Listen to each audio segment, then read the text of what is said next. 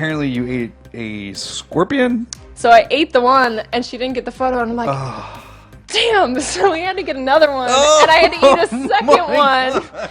Yeah. One of the greatest things about comics is that you can work from anywhere. So Right, yeah. I have a lot of friends that are artists that are all from Canada, and it's like they're out there kicking ass. Communist country, you have to go have a line, do a line to just get like basic products like toilet paper, milk. Gonna keep being the same. I think it's gonna be the same thing but different. Hello, internets. My name is Johnny Womack, and this is the Happy Hour with Johnny and Deuce. You guys are listening to us on the Amplified Podcast Network. We do have Brian on Skype. If you guys don't know, Brian is pretty popular on the Amplified Network, and he will be having his own show here soon, hopefully, and we'll get that going. Brian, how you doing, buddy? I'm doing great, man. Just ready to talk Avengers. I've spent all day talking about it. It's been insane. If you haven't seen it yet, I don't know why you're on this freaking channel. Get off right now because you have 3 seconds. 3, 2, 1. Died. No! Died. And I literally cried. Look out for that Drake curse. Don't let him support your team. Yeah, if you see him, don't let him support you. No. It could happen to you too. No, he's never supporting Amplified Network ever. He's staying away from that. We here at the Amplified Podcast Network have been told to reserve our F-bombs except when extremely necessary. I think I'm just going to have to stand up. If I get hit, I'm not going to be happy. Yeah. What's in the actual...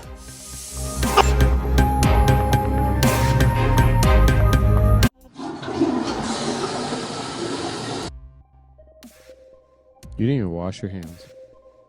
And this is a Spring Chat.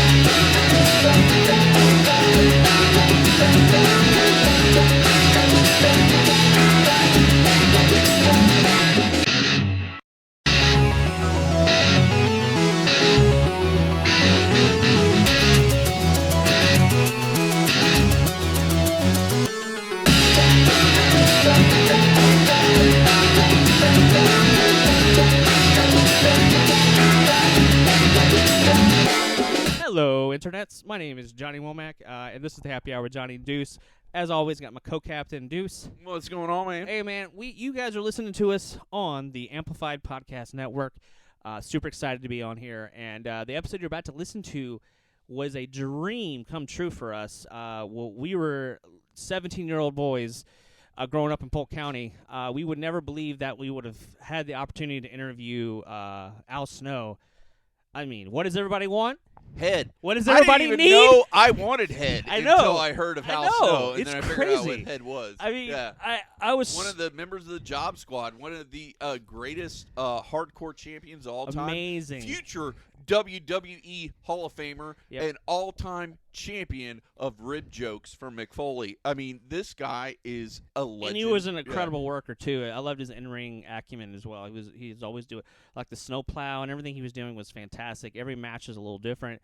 But this guy, he has an awesome brand that you'll hear about called Collar and Elbow merch brand collar and elbow merchandise and brand. They Yep. sell all kinds of T-shirts. Yep. But here's the thing for you guys that are wrestling fans out there. Mhm. Maybe you're like me. You're like, I like wrestling T-shirts, but I don't walk around looking like a mark all the time. Yep. Like, you can walk around one of these These are T-shirts. classier. These are classier Yeah, T-shirts where it's exactly. like people in the know will be like, hey, you're a wrestling fan, but like you could wear it with your girlfriend when you go to the bar, and she's not like, oh, you're wearing, some dorky John Cena T-shirt. Right.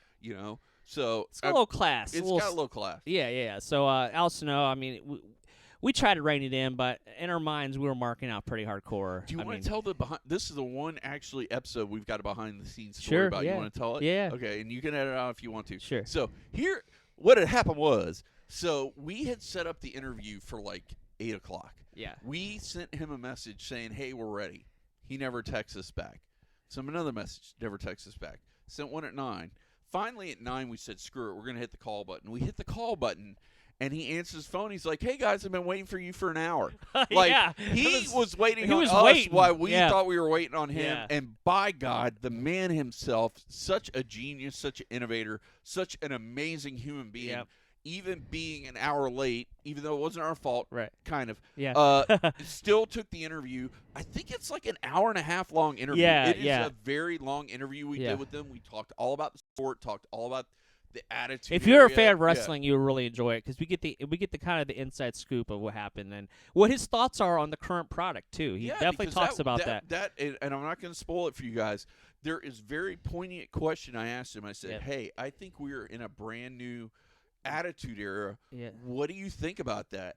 And the answer I got from Might him surprise you. might surprise and amaze you because So, it was not. he really the breaks answer I it down. expected. Oh, Break it break down. Yep. Even though he was Yep. never a member No, of DX. no. Yeah, but he was a member of the 1, 2, 3 Job Squad. Yep. For sure. Absolutely. With the Blue Mini. Exactly. But man, it's an amazing interview, guys. You're gonna love it. You're gonna mark out like Yeah, we did. Oh, Trust man. us. I think this has got to be top 3 interviews Absolutely, for us. It's got to 100%. be up there with John St. John, Yep, who did the voice of Duke 100%. Nukem, which I'm sure you guys.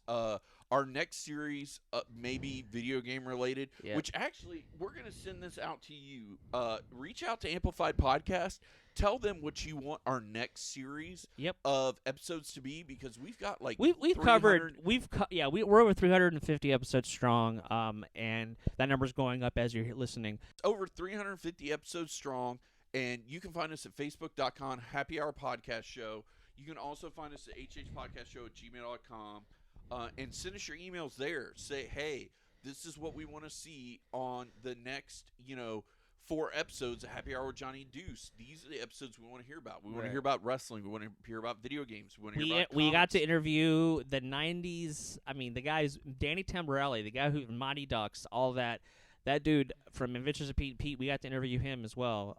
So we have a lot of really cool guests that we've had. Frylock. We've Frylock, had some yep. amazing interviews. So, So tell us, like, what topic do you Yeah, want? Do you want this- video games, movies, television, whatever, or more wrestling? I mean, Yeah. we've done it all. because this series this month is all about wrestling. Yep. Because we thought we kind of hit it out of the park with our wrestling episodes because it's something different that the Amplified Podcast Network hasn't done yet. Right. But we want to know what you want. So send that to us at hhpodcastshow@gmail.com and put what we want in the subject line.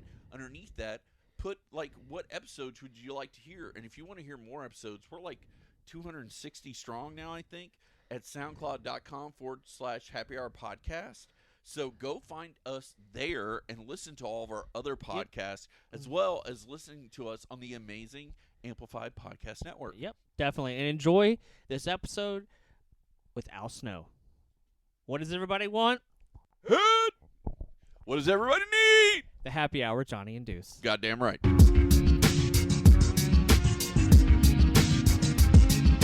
Don't forget the Happy Hour with Johnny and Deuce sent you. Hello, Internet. Yeah, we back in effect. I know you had a long day, but let's interject. Sit back, relax, and have some cold beer. Gotta pay a few bills. Yeah, we're all clear, and let's Deuce on the loose. You know the tag team champs, man. We get the biggest pop when we hit the ramp. The outlaws of the new age, and we still got love for the retro ways. Nintendo, Sega Genesis, so many systems, your Dreamcast and reminisce. So pull back the curtain and hit the booth, cause it's the Happy Hour Podcast with Johnny and Deuce. Yeah.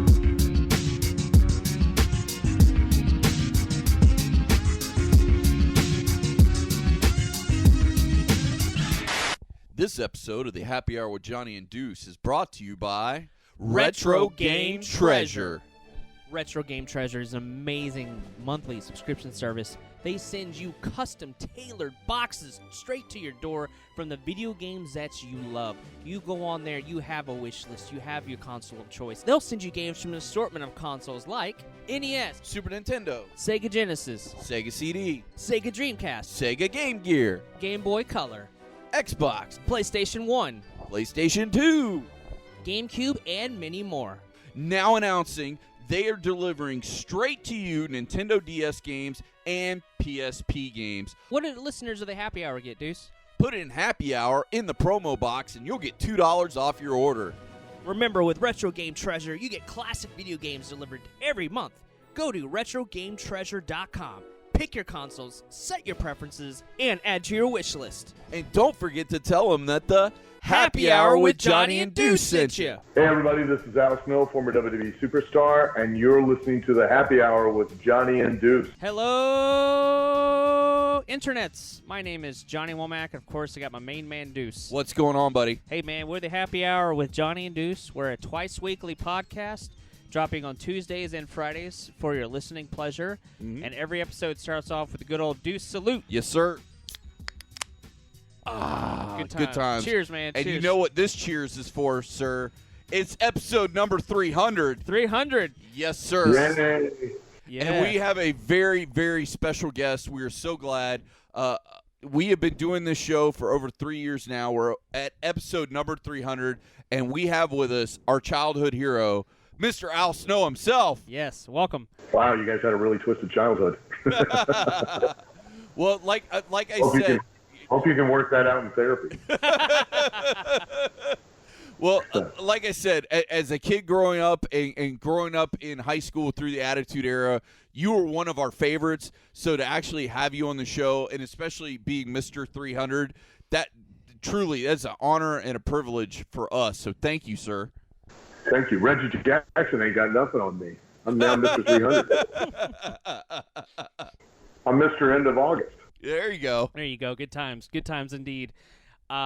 So we, Deuce and I, just give a little backstory on us. We've been watching wrestling since, 3 years old. I mean, since as early as you can recall wrestling. You know, I always told the story. I grew up watching Saturday Night Main Event with my dad, and loved that. I mean, just growing on. And Deuce and I, we've known each other for 20 years, went to school together, and we decided one day to sit down and do a podcast because we talk a lot anyways and drink beers. And that and the CPA told us if we started, allegedly, if we started doing a podcast, we could pay for these beers, non-tax credit dollars. Yeah. That's fantastic. Yeah. I wonder if I start a podcast, if we can pay for trucker crankers. I can tell you right now, talk to your CPA, because if you start a podcast, there's a wonderful world, allegedly, of things you can write off. Exactly. So, good times. you need to get you a good CPA.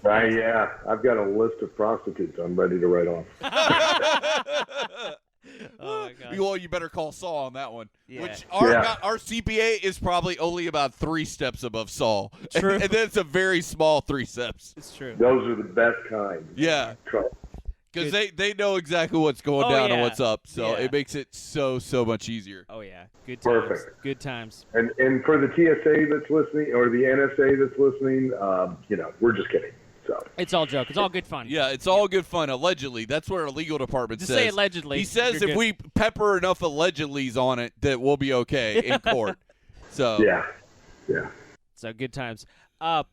So, of course, wrestling. Wrestling's still a big business today. Huge. And now, correct me if I'm wrong, but do you have you have a wrestling school or wrestling thing that you're doing as well? Yeah, I have a wrestling school, Al Snow's Wrestling Academy in London, England. I have 2 affiliate schools in Cheshire and in the Midlands in England. And then I have an affiliate school in Denmark, 1 in Romania, 1 in Greece, and Chile, Portugal. And we're, working on 1 in Italy and 1 in Germany as well right now. Wow, that's impressive. Yeah. That's awesome. Head's gone worldwide. Exactly. Yeah. A way to the get universal language, Exactly. It really is. It really is. Yep. So, one way to get ahead in life. Well, there you go. Yeah, actually, I had a conversation with a friend of mine because I was telling them that you were coming on. They were so excited. I was like, man, back when we were in high school, I loved Al Snow, and I didn't know what head was, but I knew I wanted it. And now being an adult, I was like, I totally understand what he's talking about, and I totally agree. But actually, I was just so you guys understand, like I legitimately was talking about the physical head, of course. Yeah, because it was, the whole idea was that I had suffered a nervous breakdown from, trying for so many years to be successful. Now, when I was, right, I wasn't the thing that people wanted or needed or loved. It was head, and it wasn't me. So, I was hoping. And I don't think, I didn't do a good enough job explaining it, but Vince never really got the gimmick anyways. I was hoping by doing that at some point I would turn heel on the head, and I'd actually wrestle an angle with the head on a regular basis. So that'd be awesome. Well, and that's the thing. What I loved is because I guess it was, if I remember correctly, it was Mick Foley that told you to get further in your career, you need a little head, and then that's when you went and found the head. That was just a promo I did. Oh, okay. Yeah, that was all. I just told, I said something to the effect that, to get a head, you had to give a little head. Well, I didn't give it, I got it. There you go. That was the promo. How was it working with Mick Foley? Amazing guy. Just, everyone says so many nice things about him. He's just a standout guy. I was just curious to what your history is working with him. Great. I mean, we had terrific on-air chemistry, and it worked, and we got to do a lot of very entertaining things together. So, it was always fun. One thing, watching your matches, I'm a huge fan of technical wrestling. I'm a big fan of learning the moves. Even to this day, like I watch everything around, all the wrestling around the world as much as I can. And I remember watching you, and I'd just be blown away by your unique, in-ring ability. Like you were one of the first guys that I really saw doing like a wheelbarrow move, to a slam, and other guys are doing it, but you really kind of elevated it and made it look great, and you put a lot of emphasis into it. And I wanted to kind of know who trained you. Where did you learn? Well, I was trained by a journeyman wrestler by the name of Big Jim Lancaster, who had spent a lot of time in the territories. And when I started, the territories were still in existence. They didn't start to die off until like 2-3 years later. I got very lucky because at the time that I broke in, I'd say probably 85-90% of the people in the wrestling business, the wrestlers themselves, were either shooters or they were hookers. And for some reason in this area, in the Midwest, in the Ohio, Michigan, Indiana area, there were a lot of very acclaimed former shooters, and there were several pretty significant hookers. Al Costello was one of those hookers. He had started like in 1938, I think. And for people that don't know, a shooter is an amateur wrestler, somebody who shoots in on you, takes you down, ties you up. A hooker is a guy who is a submission wrestler, a catch wrestler. They hook holds, they hook joints, they hurt you. They will, they'll break you, break your bones, they'll pop your joints to get you to give up. And Al was a very accomplished hooker, and I spent a lot of time with Al and learned a lot of different things. And learned, I think, from those guys that the real mechanics of how the body operates and how you can control and manipulate it to get people to do what you want. So. Well, how different has it been for you since you've been doing your wrestling schools and whatnot? Because you'll be able to take all that you've learned throughout your many years in the business and be able to apply it pass it on to the people coming up and comers. Because I know one of the most important things that we hear all the time is you want the fundamentals down before you can do anything else. True, and I train people basically exactly the way I was trained. But I don't train people based on what I know.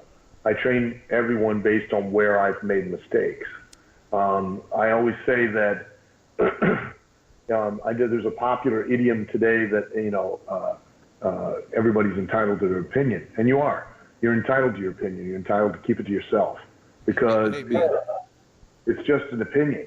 Opinion is the lowest form of human knowledge. It literally takes no information or very little of it to conjugate one. Actual knowledge is a combination of information and a commensurate amount of experience so that you have an understanding of the things that you know. There are no ifs, ands, or buts about that.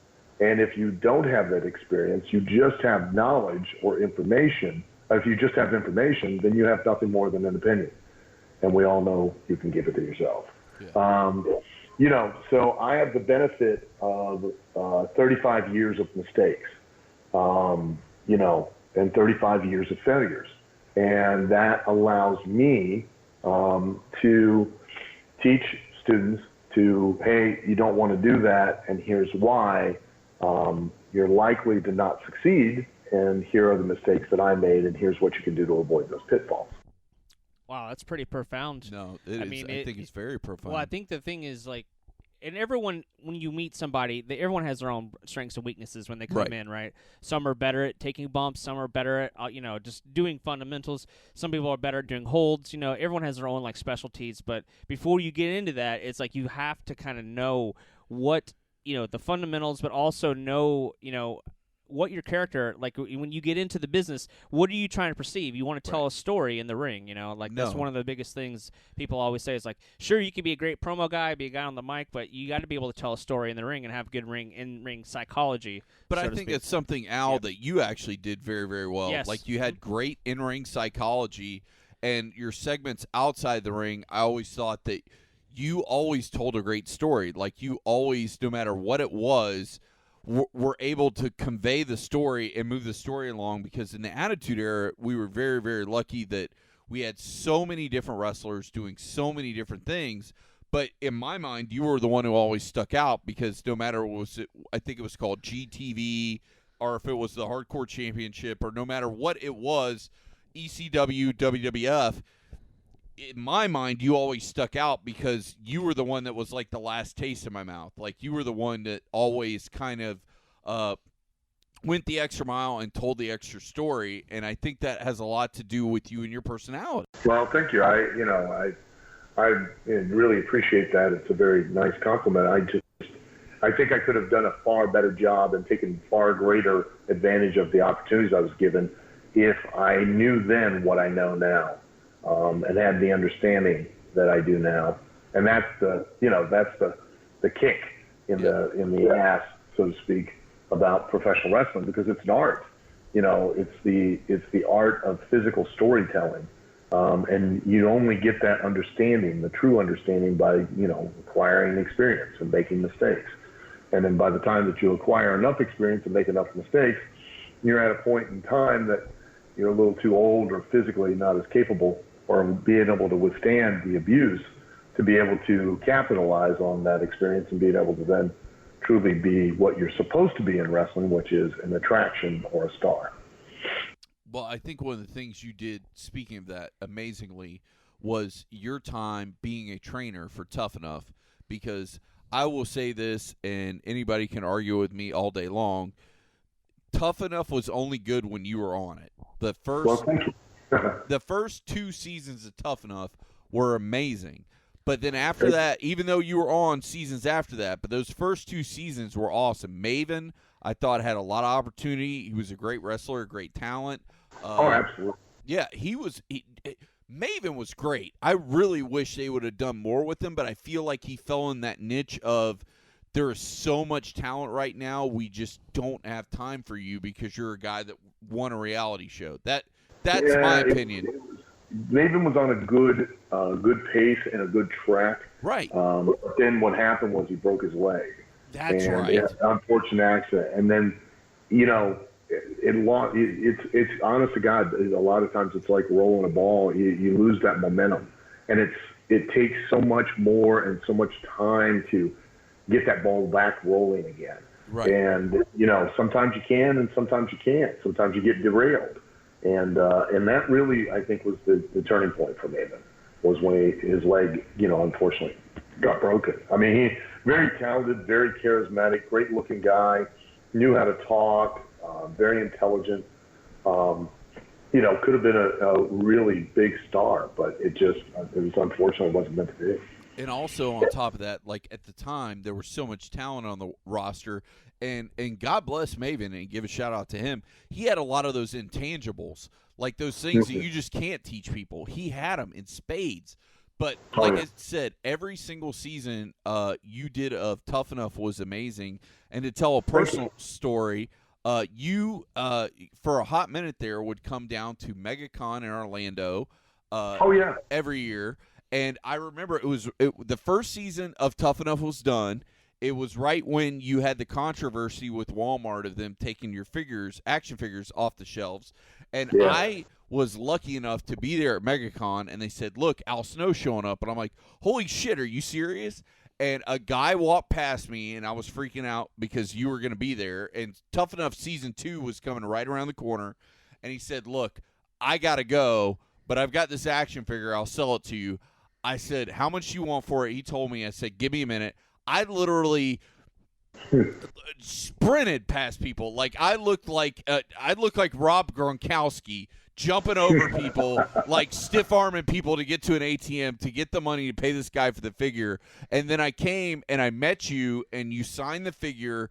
You talked to me for probably 20 minutes because that was right after you had done the promo with the steel chair. You were on an ice hockey rink basically in the goalie spot, and it was like, it was like we hit harder or something. I can't remember exactly what the wording was. I don't either, but I remember. I have nothing but respect for NHL goalies. I don't know how they do it. Yeah, but you were sitting in the goalie spot, and you hit somebody with a chair, and then you took the goalie mask off, and it was you, and it was like season 2 coming soon on MTV. And I talked to you about that. I was like, man, I like hockey. I'm a big Tampa Bay Lightning fan, yada, yada, yada. And you're like, oh, cool. And, like, you spent probably 20 minutes talking to me when I was, goodness gracious, I wasn't even 18. I think I was, 17. And, like, you spent a long time talking to me. You signed my figure. It's actually still sitting in a very prominent position in my office. Yep. And it with my name on it, and I love that. And anybody that comes to my office, I always tell them that story because you were so nice to take time for me to talk to me, and you spent like 20 minutes talking to me, which you did not have to, and I greatly appreciate that, man. Oh no, I appreciate you, being a fan, and I've always understood, whenever you're doing autograph signings or anything like that one. I'm lucky to do them. I mean, it's a privilege to get to do them. And two, fans don't come to an autograph session to get an autograph. I don't care what it is, whether it's baseball, football, basketball, wrestling, actors. They come because they want to have a moment with the person, that they've come to meet. Not just an autograph or whatever. They want to actually get the chance to talk and interact, even if it's just for 1 minute or 2 minutes. And I never have understood when I see other people at like MegaCon or other places, and they're just sitting there with their head down, and they just sign and they hand it up, and they just, they don't interact, they don't do anything, and it's like, yeah, man, why are you, do you realize how lucky you are to, have this job, whatever job it is you're doing, and the fact that these people care enough that they're willing to spend the money to meet you and interact with you even for 30 seconds, because let's face it, most of us just want somebody to interact with us, on a regular bit, on a real life basis, let alone somebody being willing to spend money to do it. So, I've always been very, very, very blessed and lucky that, anybody, even, yourself included, even cared to meet me or have something signed by me or something like that. So, I have to tell you, thank you. Well, I appreciate it, and Johnny, if we have to, can edit this out. But one of my favorite parts of it, and it was no fault of your own. Your flight got holed up or something, so you were kind of late that day, and then you got there, and they set up. Literally, they were setting the table up while I was standing there in front of you with the figure, and your headshots hadn't come. and you were like, Yeah. holy F, like, so-and-so at this and that, hadn't sent my head, like, what the F, like, what am I supposed to sign?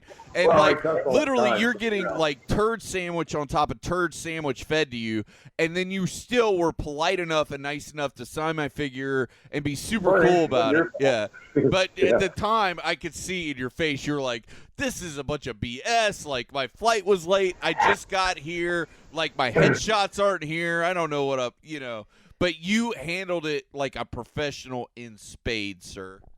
Well, you figure it out, you just keep moving. That's all you can do. And and I when it's wrestling related, I usually cuss like I'm a sailor with Tourette's. Well, like I said, I not that we are a PG podcast by any stretch of imagination, so feel free to say whatever you like, because we're definitely R-rated, but it was awesome to see you. It was awesome to meet you. But here's my next question is what's going on with Collar Elbow? Because I have been seeing those shirts all over TV. I've been seeing them at pay-per-views. They're amazing shirts. I love them. I love the brand. And especially, I love the new Windy City one you guys just got. That one's really sweet. That one has been killing it. That one was like front row at SummerSlam. It was. Multiple times. So you got to be pretty happy about that. Oh, I was thrilled. I was absolutely thrilled. Collar and Elbow was kind of got with a friend of mine. We were talking, and we kind of, there's a couple of wrestling brands that are out there, but there were none that really were from a wrestler. And not that matters, but I wanted to do something, I guess, that kind of represented the love and the passion that we as fans of wrestling, not just professional wrestling, but wrestling in general. Right. Whether it be catch as catch can or Greco-Roman or freestyle or submission wrestling or MMA or judo or jiu-jitsu, I've always loved it. And I mean, I genuinely just have had a love affair with wrestling for, even years before I got into professional wrestling. And, that was why we called it Collar and Elbow, was because that every wrestling match, no matter the style, always start with that collar and elbow tie-up. Wow. It's pretty, elementary. And, we wanted something that was not personality driven. It wasn't this is Al Snow's or anything like that, that it was representative of wrestling and what we, myself included, as fans of wrestling, demonstrate how much we love and care for wrestling. And we wanted to do it in a way, style-wise and design-wise, that, you could wear it anywhere and it not just scream out, there's a wrestling fan. Not that that's a bad thing. It's just that, it's not, you want to show your passion, but it's like wearing a Nike shirt. Nike's identified with, it's identified with, running and stuff like that. But you can wear a Nike shirt and it doesn't scream that, hey, I'm a runner, or, Under Armour's, associated really with football, with the NFL. Right. But you can wear an Under Armour shirt now and it not be, like screaming, hey, I'm a football fan, and that's the only reason I'm wearing this, because there's lots of people that don't like football that wear an Under Armour shirt because of the quality of the material and the style of the shirt. And that was what we really wanted to try to do, was create, a wrestling brand for wrestling fans and for people that just want something really nice to wear. Well, and God bless you on that, because that's what I like about the brand. Like, I can go to a theme park because we're the number one podcast in Polk County, which is right next to the Orlando area in Orange County. And so we go to theme parks all the time, but I can wear a shirt like that, and people that are in the know that are wrestling fans are like, hey, that's cool, I like that. But also, if I walk by somebody, they're like, oh, that's a cool shirt, and it's not like it's a WWE logo shirt or something that screams like, I'm a wrestling fan. It's like the people that know, and the people that don't are like, hey, that's still cool, which I think is perfect for a brand. Like, that's kind of what you want. You want that cross section. but I also like how you're working with wrestlers like the Good Brothers. Like you've got a Good Brothers shirt, which is awesome. They've got a Hurricane shirt, which is great. That one's awesome. And I also like, and I'm probably going to butcher it, you've got a shirt that says, "We support local wrestlers." And I love that how each week on your website you actually like say, "Hey, this is so-and-so. They're a local wrestler. Like, go and support them." And I think that's really, really cool. Well, and we tried to create a marketing plan, and this was my partner Rod Hicks's idea, and I think it's brilliant. The key to any business is to market your business, market your brand, right. but you got to try and do it in a cost-effective manner. And so we were talking, and I was relating to him back in the day when I first started wrestling, because your value, especially back then, was directly in relationship to how much, what your name on the poster motivated how many people to show up at the building that night. Right. And unfortunately, when you first start out, you don't have a name, you don't have a brand, you don't have, your name's not, I wasn't even on the poster. I was plus one other match or additional all-stars. So, and I've told this story a number of times that back in the day, and I'm dating myself, but microwave ovens were a luxury item. You didn't just find these in the gas stations or just move all over the place like you do now. Right. And there was a brand of frozen sandwich called Stewart sandwiches. They were disgusting, absolutely horrible. But when you couldn't afford to eat and you're hungry, you pretty much you have to eat anything. And I remember Steve Austin saying something about eating potatoes and nothing else when he was in Memphis. So they were terrible cold. They were passable warm. So the trick was, how do you heat it up? So I got a Boy Scout mess kit. There's little tin plates that clamp together with a little wing nut, and I would put sandwich in there, and I'd take some muffler tape and I'd put the thing on the manifold of the car, and then drive, and I'd heat up the sandwich. That's awesome. I'd also heat up Vienna sausages and Spam and Devil Underwood ham. I don't like that. It's not good. But the chicken was good. I realized how hard it was back then. It was probably one of the greatest times of my life. I had the most fun, but at the same time, it's tough. So, I got to thinking about it, and, we were trying to think of ways to market the brand and put it in front of as many eyes as we could possibly come up with. And so we came up with the idea of, sponsored athletes, wrestlers that, they're not going to be able to show up at a show and get somebody to buy, Joe Murphy's T-shirt, or even Joe Murphy's 8x10. They're not going to be able to, but that avenue exists. So if we can create a brand, a wrestling brand, that they can then stand there and we give them a code, a discount code to motivate the person to use the code, they can stand there and they go, hey, they're wearing the shirt, the collar and elbow shirt, and we go, hey, and they go, hey, you like the shirt, you can buy it. Here's the website, and use this code, and you'll get 10% off. And then we'll track the purchase, and then they'll get credit for it, and they'll get $5 for every shirt they sell.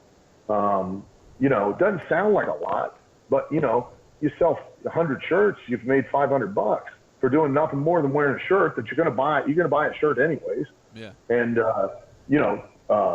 and you're passing out a code to people.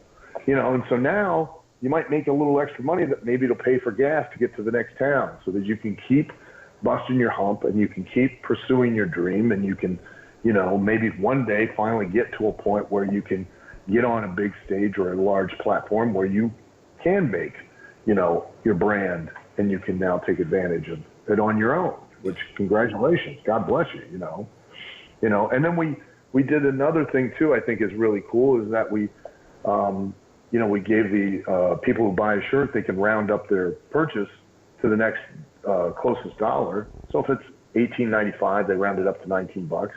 And it, again, it doesn't sound like a whole lot, but when you multiply that over thousands of shirts, it turns into a significant amount of money.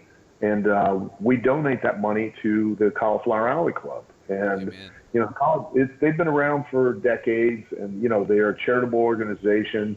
They use the membership fees to help support their endeavors, which are, to help former professional wrestlers and former boxers who are down on their luck and don't have money. I think just recently they bought a handicap accessible van for a wrestler that couldn't afford it. They helped him out with the purchase of the van that he could get around in, and so it's a way for us to give back, through this brand to both the future of wrestling and to the past.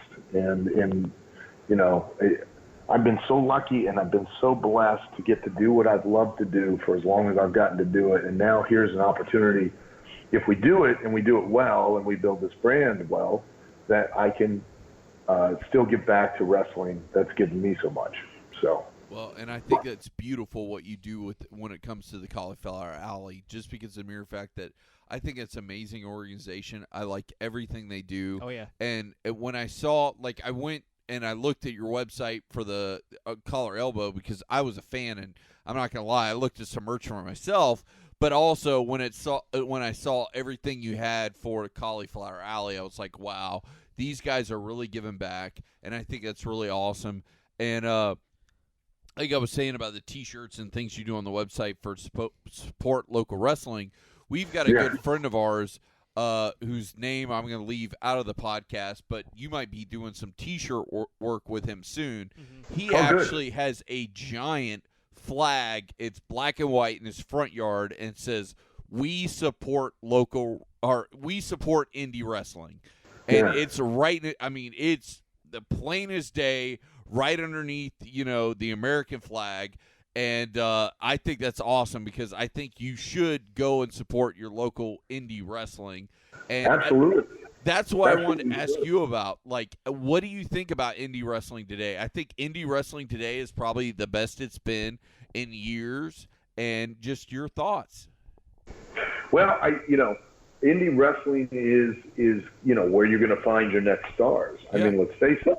You have to give the talent and ability to adapt, to develop, to get experience, and to the most important thing that a talent has to do is develop their own voice, create a persona, a character, a way to connect with an audience that tells the audience who they are, what they stand for, and what they'll do in an attempt to try to win and not lose, in a clear-cut fashion, to the point to where you can turn. This is absolutely, if anyone is in wrestling, this is absolutely essential. You have to be a character that you, the fans, can turn to your friends and family and go, you need to watch the show. There's a guy on there who is A, B, C, D, E. If they cannot do that, if you as a fan cannot turn to your friends and family and describe a wrestler to them that motivates them to want to watch, I don't care how good the wrestler is physically. I don't care how well he performs. I don't care how well he speaks. I don't care how big he is. You won't be successful. You won't be as successful, I guess, as you could be. Because at the end of the day, a wrestler's job is not to wrestle. A wrestler's job is to motivate you to leave your comfortable chair in your house, get in your car, drive to a building, pay money to park, which is insane, then pay a lot of money to get in that building, to sit in an uncomfortable seat you would never normally sit in, around people you would never want to sit around, to pay for food you would never want to eat, to watch that wrestler do his job. Wow. Well, I mean, it's true. I mean, it's Deuce and I true. do the same thing. Like we try our best to go to the different armories and all these different places that do these shows, and it's an awesome, especially if you get like a really small crowd that are kind of checking out the product. It's really great because you have this intimate moment that you're getting to share with people, like you said, that you never met before. Yeah, and they're totally random strangers, right. And you're sharing this moment with them just because you want to see that one. You're all guy, sharing that this one common guy bond that you love, exactly. And you're like, well, I'm going out of my way. I want to see this guy. I want to see what they do, and you will go out of your way for that. That's why during the Attitude Era, I remember I was like, man, these guys have hit a level that I don't even understand. At the time, my father was a very, very prominent member of a very, very prominent country club. And I remember he would take me along with him, after golfing events for whatever. And I'd be sitting in the bar with him, and people would be like, hey, who's Undertaker fighting this weekend at the pay-per-view? And I'm like, are you kidding me? Like, you are a very prominent doctor, or a very prominent, lawyer, or very, very prominent judge, and you're asking me, like, hey, what's going on at the WWE pay-per-view this weekend, or the WWF pay-per-view at that point? And I was like, man, this is so mainstream. It is cut every cord. Like, everybody and their brother. It always has been. Just so you guys understand, the beauty, the one aspect of wrestling is that it's so awesome in the fact that it cuts across age, race, class, income, everything. People can connect and relate to wrestling on all levels.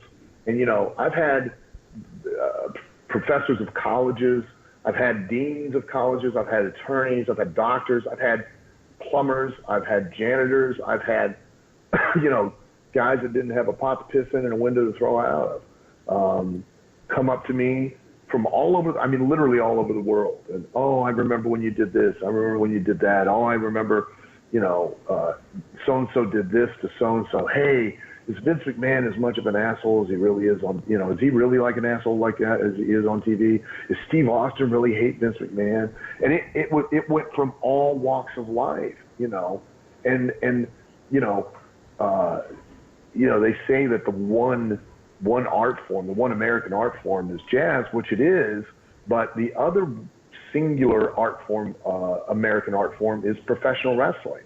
Now professional wrestling existed in other places, but the style that's developed is predominantly from the American way of doing it.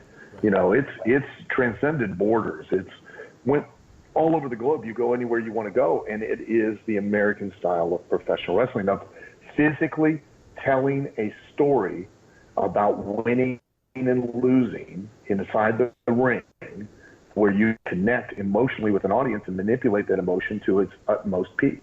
It's, and it's the most awesome art form there is, because it incorporates absolutely everything. You can be a rock star, a movie star, a stunt guy, an action hero, a leading man, a romantic figure, a sex symbol, everything you can, a sports hero, all from the moment you walk through that curtain to the moment you walk back. You can be all of those things. You can be a clown, you can be a villain, you can be a hero, you can do every type of story that you can imagine you can do, all in that ring, in front of an audience live. It only exists, unlike film or other mediums, it only exists in that moment. That moment that you share with an audience only exists for that time frame.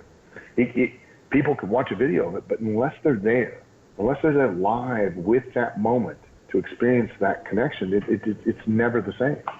Well, and I think that's happened a lot with our generation, just because of the mere fact that we are the YouTube generation now. We are now the WWE Network generation. Like, I talk to people about things that you did. And I'm like, well, no, you weren't there at the moment. Like, you weren't there when it was going on. Like, you weren't the guy wearing the Al Snow T-shirt or the Job Squad T-shirt to school every day. Like you don't know.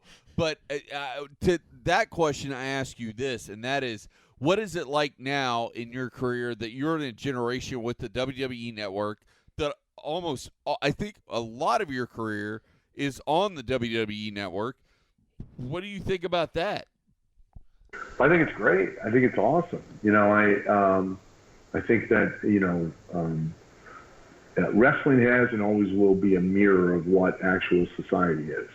And that's always been the case. That'll never change. It's the one medium or the one art that, has evolved and continues to grow with as technology does. And, the fact that people just have more access to, being able to watch more of a variety of things, of matches and from whatever era they want, I think it's just great. I think it's incredible. it just helps to either continue on your efforts to build your brand, or it helps to revitalize those efforts to another new audience that may never have known or seen or connected with you when the first time around. So I think it's fantastic. Well, I think one of my favorite things is when you started working for TNA as a road agent, because we live here very, very close to Orlando. I actually bought a season pass just so I could go to TNA tapings, and it actually was our favorite game was Spot Al Snow. And the guy that spotted Al Snow first got a free beer from the other guys. So, but I actually remember I took my mother, my father, and both my nephews because we believed, because I love my nephews to death, but at the time their mother and father were kind of very straight-laced, if you will. And I was like, there's no way in hell they're going to let me take them to a TNA wrestling taping. It ain't going to happen. Yeah. And so I said, hey, is it okay if I take them to wrestling with me? And they're like, sure. So, it was awesome because my other brother had to buy us beer because he had bet me free beers that they would say no. So we took them, and at the time it was during the whole, I believe it was called the EV 2.0 thing that was going on at TNA, where kind of like the ECW guys were coming back. But I remember sitting there with both of my nephews, and like things were going on in the ring, and then you came out, and I'm like, oh, that's Al Snow, he's the greatest. And they're like, who is this guy? And then you stole like a bob-wired baseball bat from somebody, and they were like, what? And I was like, yeah, that's my guy right there. So like I was bringing a whole new generation up to like, hey, this is the guy you need to watch because this guy is great, this guy is the best. And at the time, I think Abyss was in the ring at the time, and some other guys. But I'm like, nah, yeah, he's all right. But that's a guy you need to watch right there. And it was funny because when you came out, my dad was like, hey, is that the guy you used to talk about getting head all the time? And I'm like, yeah, it's Al Snow. And he's like, I like that guy. That guy's great. That's great. Yeah. So it was a family affair. Yeah. Well, I think it's interesting, too, because you mentioned earlier about technology, and there's, with social media like Facebook and Twitter and Instagram, you've really been able to, like, open up the possibilities because 10, 15 years ago, you could have been someone that's kind of working their way up the ranks, and you're not getting that spotlight, that attention yet. You know, you're not right on the card or whatever. But nowadays, you can be, like, promoting yourself. You can go and tweet something, hashtag something, and be like, hashtag your hashtag, and kind of build like an army, if you will, like a fan base knows who you are before you even make it really in the spotlight, which is really neat. No, I think that's something like, Ring of Honor is, another promotion that really is all about like social media, and it's really great to see that, with the industry, the way it's changing, and you can reach people over the world in seconds. So I think that's really awesome. Well, I think a lot of that started years ago when, back when the really hardcore wrestling fans, when the onset of ECW was kind of a creation of those type of fans. And what you're talking about now, the social media with the wrestlers, that all kind of started with like Rob Feinstein. I don't know if anyone knows, but he was like one of the creators of Ring of Honor. He started his own business of, selling VHS tapes at that time of other wrestlers from other shows and around the world, Japanese and lucha and, basically independent shows, and helping to create that network of VHS tape trading helped create a knowledge of wrestlers that typically, if you were wrestling in the Midwest or you were wrestling out in Arizona or California or, somebody in the East Coast would never even know who you were, wouldn't know you existed. And, it almost worked the same as the old Bill Apter professional wrestling magazines, the Pro Wrestling Illustrated and The Wrestler and things like that, where they were so instrumental in helping to create national stars and international stars. The VHS tape trading days kind of carried that on and helped to do that. And now the social media is doing the very same thing. It's, allowing professional wrestlers to market and build a brand to a larger audience through those mediums. Well, and that's an amazing thing because coming from a couple old tape heads like me and Johnny. Oh, yeah. Tape traded everywhere all the time. It was awesome because we're like, hey, you've got to check out this Al Snow guy. You really need to see what's going on with him. And then Sunshine Network here in Florida started picking up ECW. Yep. And that was like 1, 2 o'clock in the morning. And they were like, Yeah. oh, okay. Now we see what you're talking about. But, like, it literally took, like, we were so far ahead of the curve that when people caught up, we're like, oh, man, he's about to go to a WWF. Right. Like, he's about to leave. Yeah. Between tape trading and reading magazines, because Yeah. we grew up in our generation is, I think, the last generation that grew up on hard media. On hard media before the internet got popular. So, because we're in our mid-30s, so we're in that cusp where we're like, we knew what it was like before the internet really was a big thing. So the only way you could get media is watch all the programs, watch the WWF Saturday Manias, watch all these extra shows and things in between. Right. Plus, go to your local 7-Eleven and get your wrestling magazines, and you read everything going on, and you learn a lot too. And I remember I got a tape trade from a friend who was in New Japan, and he's like, "Hey, you gotta watch this Ultimate Dragon guy." And I was like, "Who's this guy?" And dude, grab the mask real quick. So he's my all-time favorite now. It's because my friend tape traded me, and I got one of his masks right here, the Ultimate Dragon mask. Yeah, yeah, you got multiple. I got multiple, but I didn't know who this guy was, and obviously he got really big in America in WCW. But it was like I was like, this guy's incredible. Look at look at what he's doing. A lot of lucha stuff. You know, he was from Japan, but he went to Mexico and learned the technique there, and it was amazing for me because I was like, I'm watching all these people that I didn't know who existed. You know, and it blew my mind. I was just like, I was 15 years old, and my head exploded. I couldn't believe it. And then you see them go on to a show or a promotion. You're like, I saw this guy on a tape, in a VHS tape. I gotta go find it. And it's a really exciting moment, and I think people. But see, now that what you're talking about, that love, that passion, that honestly, that's what Collar and Elbow I wanted it to represent. I want that to for guys like yourselves, for me, like I remember because I didn't when I started there wasn't wasn't VHS and wasn't VCR. I'm really dating myself again. I started before there was even beta. In '82, but when I did, I looked for everything. I would if wrestling was on any channel of the 13 that we had at the time,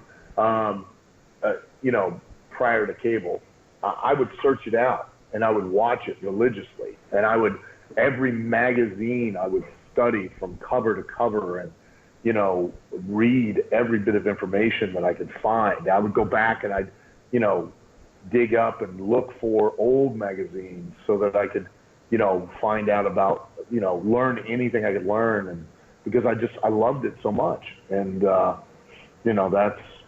that's ultimately, what we're trying to do with the Collar and Elbow thing too, is for guys like us, because I'm no different than you guys, other than the fact that I've gotten to do it, I've gotten lucky to do it, but I'm still just a fan. That's all I am.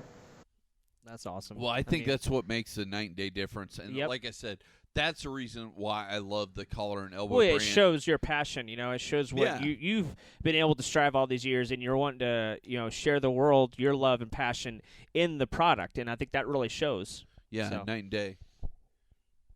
Well, I'm really glad that it's been taken off, and we're just trying to keep the momentum going and keep it building, and and the better and the stronger we build the brand, the more of an opportunity all of the guys that are now a part of it, the wrestlers, will have to make a little extra money. And, nobody's going to get rich. None of us are going to get rich, but we can, utilize this to, help, have a business that thrives, not just survives, and then also assist some of these wrestlers that are going to be the future of professional wrestling.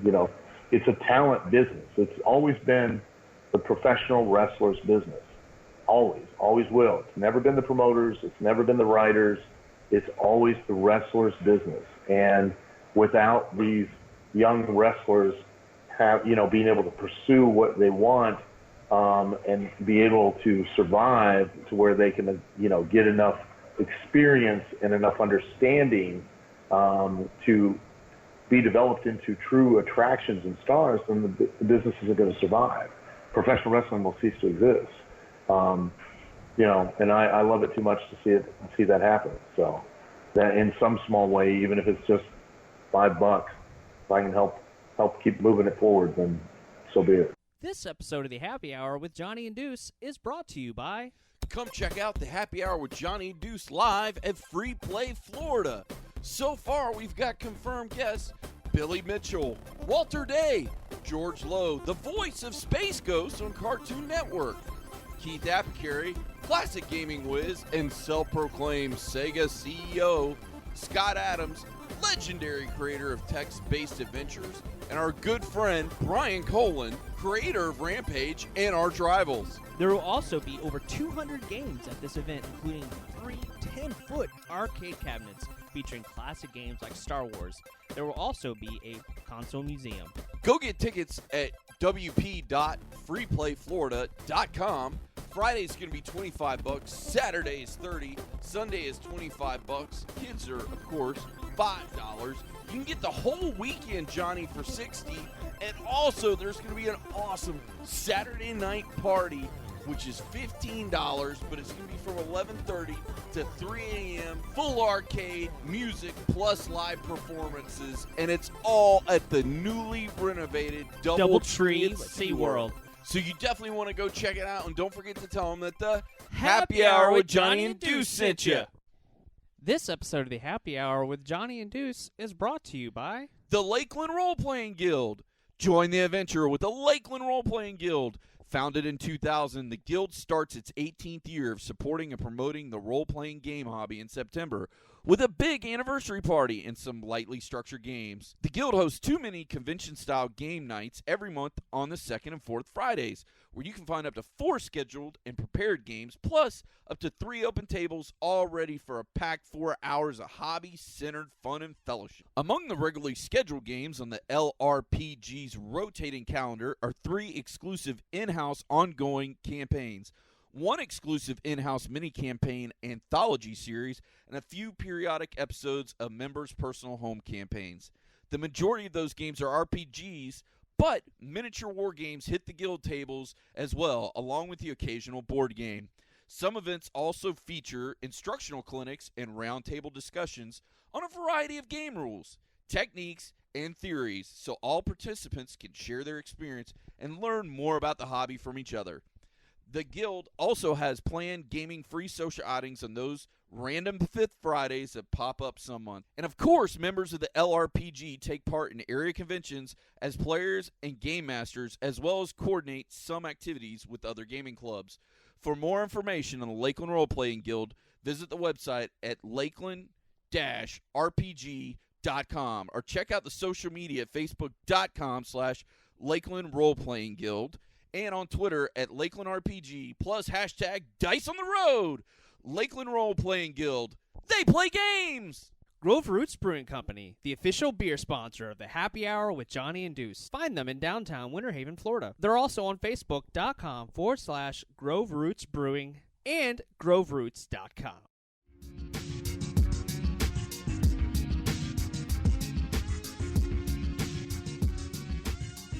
What we do, we're kind of brand ambassadors. Like we love to talk to people that are passionate about what they love, and we love to kind of share that love with other people, and that's one of the reasons why we started our podcast.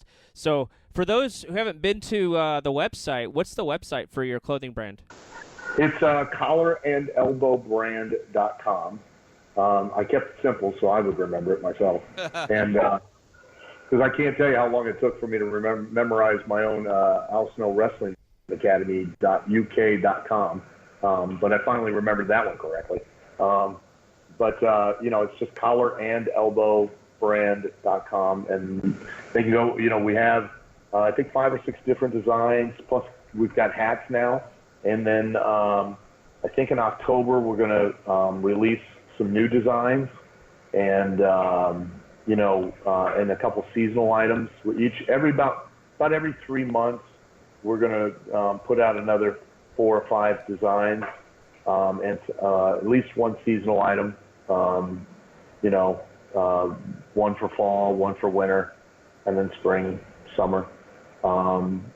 You know, and while they're there, they can check out, or they can go to Collar X Elbow on social media, and they can go to YouTube and they can see some of the videos we do to try and, you know, pay homage to the history of wrestling and to, you know, the passion that we have for it.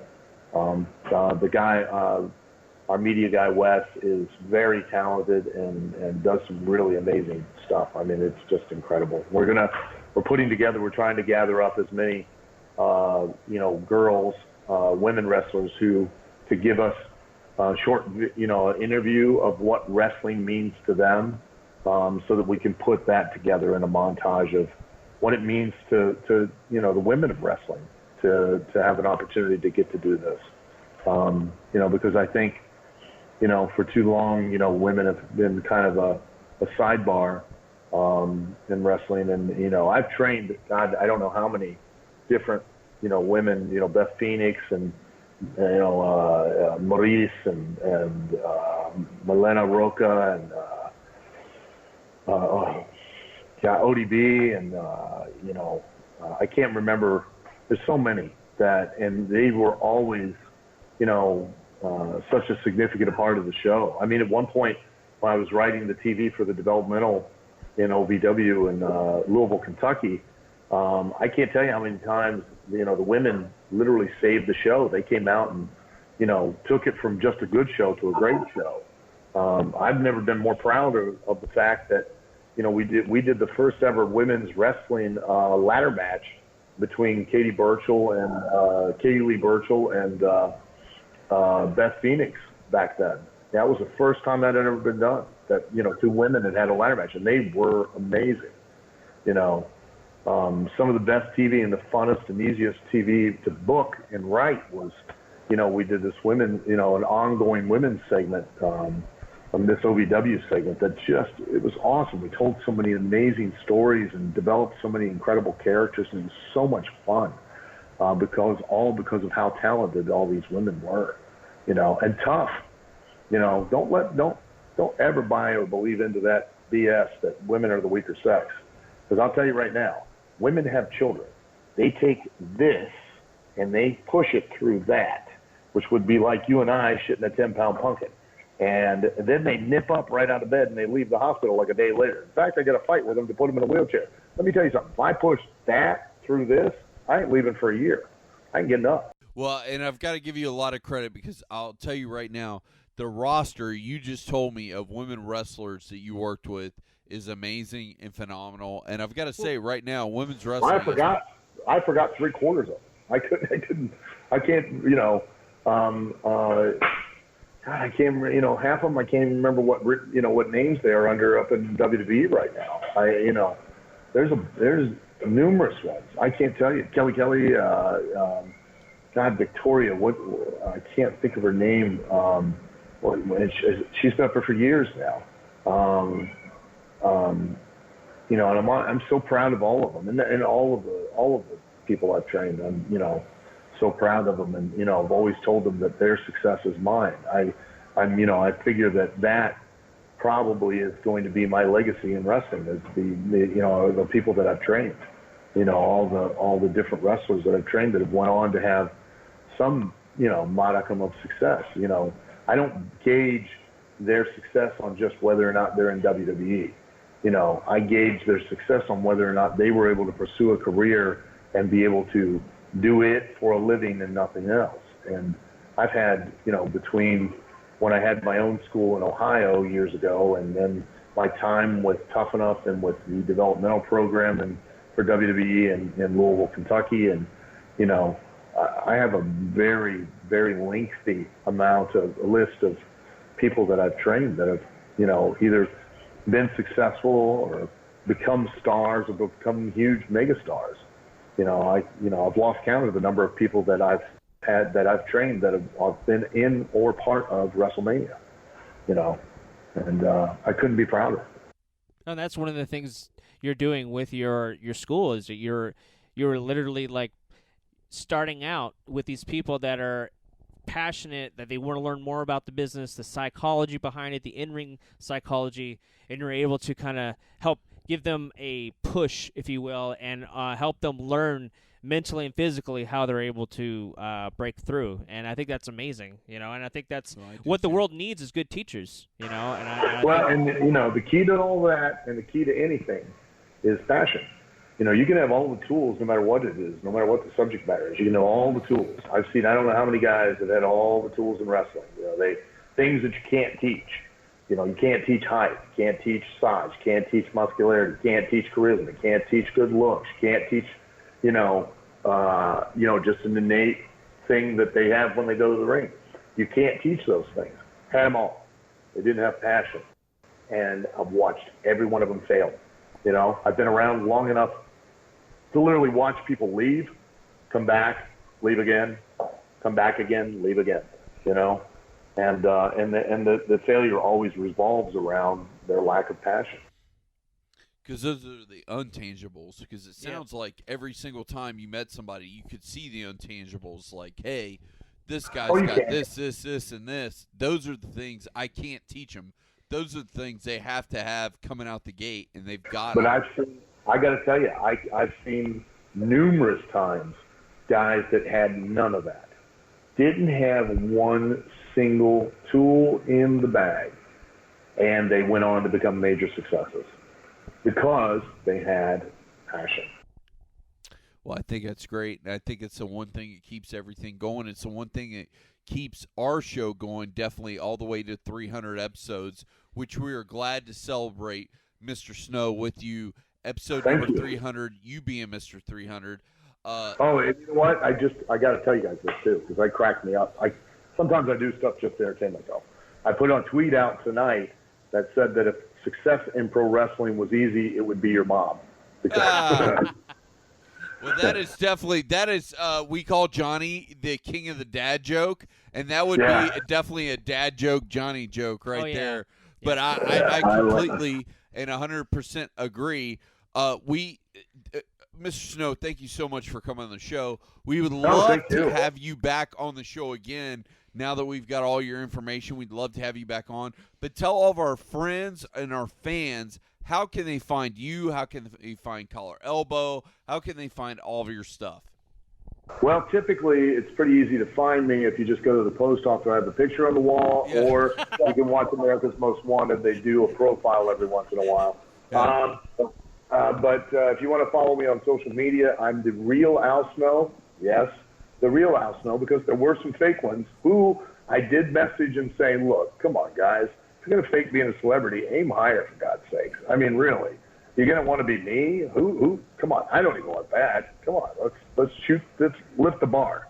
So Twitter, Facebook, Instagram, The Real Al Snow. If you want to follow Collar and Elbow, it's Collar X Elbow at Facebook, Instagram, Twitter, and collarandelbowbrand.com. Come check us out. See something you like. Check out some of the, we do Feature Friday, which is where we feature some of our sponsored athletes to try and help them build themselves and give them more of an opportunity to get out there and reach more of an audience, like we talked about with tape trading and, all of that, and help market them so that they can have a better chance of, pursuing their dream and, hopefully someday, reaching that, level that we all want to be on, which is in WWE. So, because it's the biggest platform there is. So that's the major leagues, basically. I think if you're in wrestling, like once you get there, it's like getting to the MLB. Like you've made it. Yeah, but you got to know what you're doing. You got to know what you're selling. You've got to, you've got to understand the innate and intrinsic things about professional wrestling. And unfortunately these days, we talked about how great indie wrestling is. In one fashion, it's doing really well, but in another fashion, the talent themselves are departing so far from the very things that they need to truly know and understand to be able to capitalize on the opportunities that they receive. And, that's unfortunate. That's something that I'm hoping to try to change with the wrestling school and in teaching, what it is they really need to know, as opposed to what they're just happening to be taught. So, we hope that it will continue, and professional wrestling will go through another boom period like it did in the late '90s and early 2000s. It's a cyclical business and goes up and down, and I think we're due for another big boom at some point in time. Well, I'll ask you one more question before we finally wrap it up. I, in my personal opinion, think we are on the biggest boom right now since the Attitude Era. Do you agree or do you disagree? I don't agree, because we don't have the crossover like we did in the Attitude Era. If you think about it, if you just want to do numbers wise, the Attitude Era, there were two major companies that were selling out every week. Huge houses of 20, 30,000 people, anywhere from 15 to 20,000 people every week. One company at the height, WWE was doing, I think, 7s and 8s as ratings, and WCW was doing 5s and 6s, on the same night. That's, they were out doing ratings-wise the NFL, WWF was, so, to say that we're on the same, a boom period that's bigger than that, I mean, it's kind of tough, do we have the potential to be? Yeah, absolutely. But, that opens up a whole other can of worms of what we really need in wrestling right now, and to go over that bar and go to that point again. Absolutely. And I'd say one. Go ahead. No, I was going to say, to open up that can of worms, then what do you think would be that? Because I feel like ROH and New Japan and WWE are trying to get over that. I think New Japan. Always trying. Yeah. Always trying. But, I mean, you're never going to beat Attitude Era, period. Like, end of the day, there's way too many channels on your dial to ever beat Attitude Era, but... Doesn't matter. Don't make excuses. Okay. It doesn't matter. Don't make justifications. Don't make excuses. It doesn't matter. Because if it did, then Game of Thrones wouldn't be the success it is. If it did, then Walking Dead wouldn't have been the success it's been. Good point. If it did, Breaking Bad would not be the success it is. They're using justifications, or, the attention span of the audience, or, there's too much of a variety, or, there's too many different mediums, or, this, or, that, or, hey, let me pull something else out of my ass so I can, come up with a reason. It comes down to a very simple thing, and that is that you need two things. They are absolutely essential. You need a protagonist, a babyface, a good guy, a hero, someone who you, the audience, want to live vicariously through. Absolutely the most important thing. If you don't have that, you don't have anything, because you can't get what we call heat. Heat is a want, a need, a desire to see the person you want to be overcome, triumph the antagonist or the bad guy or the heel. And in order to do that, you need to have a genuine, true heel. You need Vince McMahon so that you understand. And you need Steve Austin. Everybody wanted to be Steve Austin. Everybody wanted to live vicariously through Steve Austin. Everybody related to Steve Austin. Everybody thought they were Steve Austin. They said his catchphrases. They bought his T-shirts. That's how he made a ton of money. They were carried in JCPenney's, Walmart, Sears, all through the mall. You couldn't go anywhere into any store and you didn't see a Steve Austin T-shirt. That is essential. You can't get around it. No matter what you say, no matter how you try to spin it, you need those two things. We don't have those two things right now. We especially don't have a heel. We don't have a Vince McMahon. And until we do get a Vince McMahon, until we get a dragon that we want to see the night vanquish, we will be where we're at. I tell you, it's interesting, too, because, what you're essentially saying, it's between having an antagonist and protagonist that creates heat. It creates conflict, right? And conflict is something that you want. You want to be able to see that, right?